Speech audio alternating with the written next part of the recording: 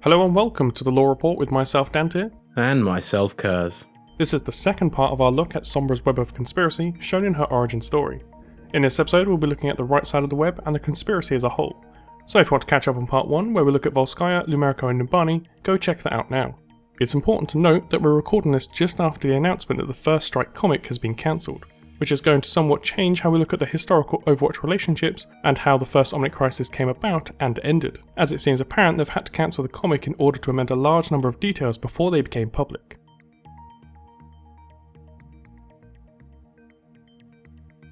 We left you at the end of part 1 looking at Doomfist and how he was linked via an unknown spider mech to Numbani. The posters around Numbani dictate that there are potentially 3 bearers of the Doomfist title, from the Saviour, to the Scourge, to the mysterious, faceless successor. Speculating slightly, it seems likely that the Saviour, who I believe, assuming they haven't changed the names again, is called Adabu Ngumi, was involved in the early days of Numbani. We know it was built very soon following the crisis, so in all likelihood faced a good deal of opposition, given the stated goal of creating a harmonious city where human and Omnic could live side by side. The Saviour title therefore suggests he was a hero of these early days. Without wishing to start doing a lore watch on Doomfist right now, at some point this saviour disappeared and a very different Doomfist emerged, the Scourge. The name, the stance, the expression, everything about this guy, Akinjide Adeyemi, screams bad guy. This is where Talon comes in. We know from the opening cinematic trailer where Reaper and Widow are attempting to retrieve his version of the gauntlet, and another voice line from Reaper that they have a connection. Indeed, the voice line, "Doomfist should do his own dirty work," is very similar to that which predicted Sombra as a Talon agent long ago. The gauntlet in the web is the one the Scourge wears, so it does seem as though Sombra is linking this specific version of Doomfist to Talon, rather than the Doomfist title in general. After all, Sombra is also a Talon agent, so it would make sense if they had at least some working relationship, much as she does with Reaper and Widowmaker. Now to speculate a little, taking Doomfist as a medium-sized node, his is by far and away farthest from its parenting big node. We don't know if this distance means anything on the web, but this is all muddied a bit by where Sombra is stood. If we follow the line through that she's blocking all the way up, it's clear that it would meet Talon, about a quarter of the way up the side of the left hand of the hexagon, but there is more than enough room behind where Sombra is standing for a small node to live. There is absolutely no evidence to suggest that there is such a node, but positioning Doomfist closer to Numbani than Talon already hints that his ties aren't that close, and perhaps there is an intermediary within Talon that handles him rather than being a member outright. It would go some way to explaining why we've heard so little, and why he doesn't appear to work with the other Talon operatives in the same close way that Sombra did months before her reveal. On to Talon themselves, and there's not much out of the ordinary here. The only big players are Widowmaker and Reaper, indeed they're the only players at all outside Doomfist. Therefore it's perhaps the proximity of the Talon node to the central conspiracy at the heart of the web that is the most interesting aspect here. They are very nearly touching, which could suggest that Talon are closer to the truth of the conspiracy than anyone else in the world. Or perhaps they're the most directly influenced by it. Could this lend some extra insight into why Sombra chose to join Talon? Not only for the resources at Talon's disposal, but also because it would bring her closer to her ultimate goal. For obvious reasons, both have connections to Overwatch, though while Reaper's are extremely predictable due to his former life as Gabriel Reyes, Widowmaker has a much narrower but much less explained link. Attached to her is one of the only 3 unknown nodes on this side of the web. The obvious assumption then that this is Gerard Lacroix, her husband from her former life as Amelie Lacroix, and, before his death at her hands, head of all Overwatch operations against Talon. If it is Gerard, and given Widowmaker is extremely unlikely to have made any personal connections after her conversion, it's a safe bet that it is, although, having said that, there's no other dead people on this web, why does his node have a line to Anna Amari's post-Overwatch node? For sake of brevity, we'll refer to this as the Shrike node, as this is the skin it corresponds to. From our point of view, it's important that it's the Shrike node rather than the Anna node that has the link, and hopefully that's not just due to Sombra running out of space on her web. Anna has the most personal connection to Widow following their encounter in the Legacy comic.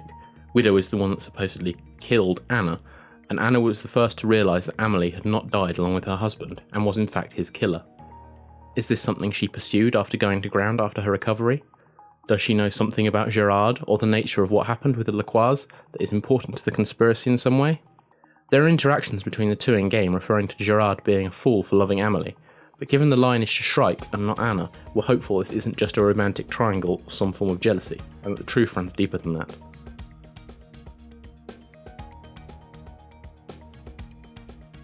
Overwatch is by far the most developed node on the web with more connections than anyone else. Whether this means Sombra sees them all as having some level of importance in the conspiracy, whether they simply have more noteworthy members, or whether she simply knows more about them than any of the other nodes is unclear. Personally, we think it's likely a mixture of all three. They're the most famous, heroes to many, with posters and t-shirts and museums dedicated to them the world over. They also oversaw the golden age of progress and ended the Omnic crisis, and you don't get that without a level of fame that will follow you whatever you do. But they were effectively the pioneers and figureheads of the world for over 2 decades, and if Sombra is correct, then this conspiracy has potentially been pulling the strings a lot longer than that, Overwatch included. We'll start with the leadership core: Morrison, the strike commander, Reyes, the former commander and leader of Blackwatch, and Amari, second in command to Morrison. All are linked to each other, showing how closely they work together, and again we're hoping this is a purely professional triangle. Certainly, in Old Soldiers, Reyes accuses Anna of always taking Morrison's side in matters, so they had many disagreements over the years. They're then linked to their new post-Overwatch identities. While we know who they are, and the three know who each other is now, it's important to note that most of the Overwatch universe still believes them all to be dead. Morrison and Reyes at the HQ explosion, and during the events of the Legacy. Sombra is very aware though. I wonder if Reaper knows that she knows who he really is. And if he did, would he care? Reaper then links back to Talon, as we've mentioned previously, but while Shrike links to the node by Widowmaker, Anna herself has an interesting branch to follow. A line from her runs down and right where it splits in two.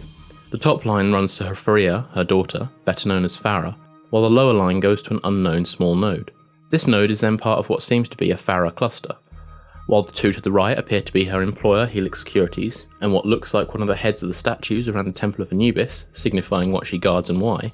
This mystery node is harder to call. Her father seems the most plausible option. After all, Blizzard have stated that it isn't a secret who her father is, and they're just waiting for the right time to tell us, but why would he be a mystery to someone like Sombra? Sibling would seem to be the other option, but there has been no hint that Farah was anything other than an only child elsewhere. A quick side note to Helix and Anubis. We know Anubis is a god AI, so far the only one we're aware of. Sombra will know this as well. If he is, why is he so incredibly unimportant when it comes to the conspiracy? Is he merely a minor god AI, if there is such a thing? Has the role of these AIs been overstated, or is something else going on?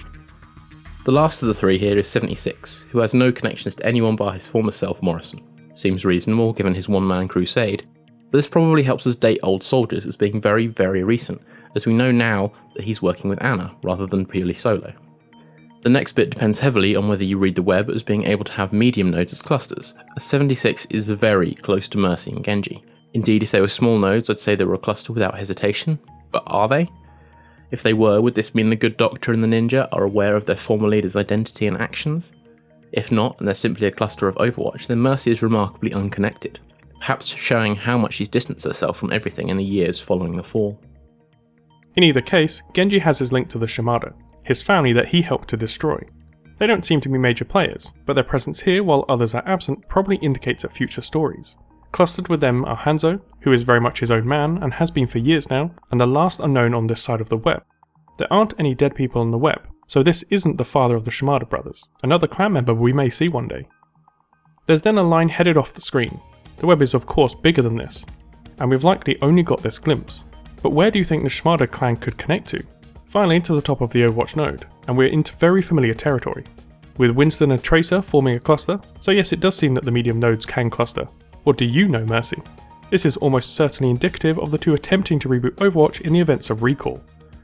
We can't see anything above her in the standard web, but on this mystery slide that Microchip accidentally skipped past at BlizzCon, there did not appear to be any further lines attached to Tracer, suggesting her and her scientist buddy are fairly pure and focused in their actions.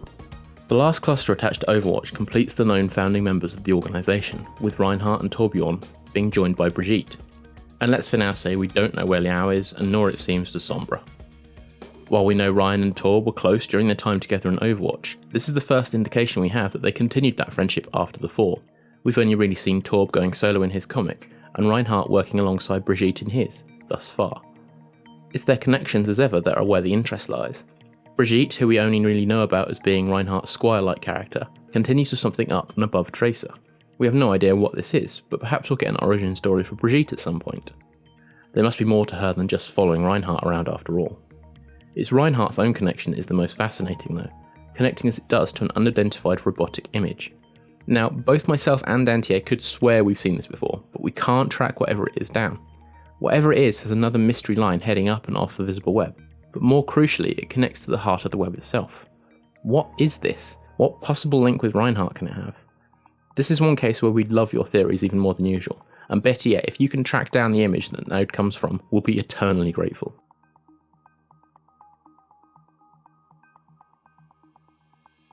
Finally, the two unknowns directly above we can't make out aside, we're at the centre, the biggest question, ultimately the largest plotline going forward, and following the cancellation of First Strike, looking backwards. Who are they? How are they connected to everything? Why, and to what end? We may not have all the answers just yet, but this sets the stage for the next stage of the Overwatch story. In our opinion, this is likely a reference to the Illuminati. The eye obviously invokes this imagery, and the 6 dots are associated with the 6-pointed star that sometimes accompanies the Illuminati symbology. Embracing the conspiracy, and with a large dose of speculation, what else can we learn about this organisation beyond the symbol? First of all, the symbol of the eye. Most likely a reference to being all-seeing, but it has a connection to a very specific group not yet mentioned at all on the web, the Shambali. Now, I wouldn't go as far to say they are a key aspect of the conspiracy, not yet at least. That said, the cornerstone of their beliefs is the iris. So even on a subconscious level, they may be aware of the conspiracy, and merely misinterpreting who or what it is. Which leads us to another missing node from this web, Omnica Corp. As the foundation of Omnics, and essentially setting the trajectory for everything that has happened since and potentially what is yet to come. We have also never seen the company's logo, so is this eye in some part a glimpse of such a brand? You could even take these dots as links to Omnics as a whole, as the majority of Omnics have them on their heads. Zenyatta, for example, has 9, the general population seems to have 3, and the new mystery Omnic dealing with Katya has 5. Finally, we'll leave you with a shout to those that aren't on the visible part of the web. While we genuinely have no idea why Sombra felt to exclude them, it seems likely that they're either unimportant in terms of the conspiracy, or she simply doesn't know about them or their real links. Vishkar, as we mentioned in part 1, is the main culprit, but it could be that they're generally just self-obsessed and not controlled by a greater power. Does that make them better than we predicted, or even more chilling? Blackwatch is also absent, odd given the role it played in the dissolution of Overwatch, and by extension McCree is also missing. Perhaps Sombra just considers them to be historical, and doesn't include them in the same way she doesn't seem to include dead people. The Junkers and Junkertown. Sombra surely knows about Junkrat making a discovery in the ruins of the Outback Omnium, and yet they're not here. So does whatever he found have no link to the conspiracy? That seems unlikely to me. The Ironclad Guild. Designers and advisors of some of the biggest mechs in the world, Titans included. Not even a link to Torbjorn. Are they perhaps irrelevant? Lu Cheng Interstellar. Owners of Lijiang Tower and space tech pioneers, linked to the moon base Winston grew up on. They appear to be fairly isolated, so it's possible they're not linked. Hyde Global. Named Global, but only seen in Going Legit. Probably too minor a player to be included here. And, of course, Omnica and the Shambali. As Dantier mentioned, are they missing, or are we simply unaware of the truth? I think this is probably where we'll be looking in future. Speculation aside, clearly thanks to Sombra we've had our first glimpse at the true story of Overwatch. Finding out who all the players are in this hidden game, along with their intentions, is going to be a great ride. Thanks for watching this episode of the Lore Report. What are your thoughts on the web? Where do you think this will lead us? Is there anything you think we missed? As ever, we greatly appreciate your insight in the comments section below. If you like this episode, please hit that like button, and if you want to see more of what we do, hit subscribe. Until next time, I've been Dantier. And I've been Kaz. Thanks for watching.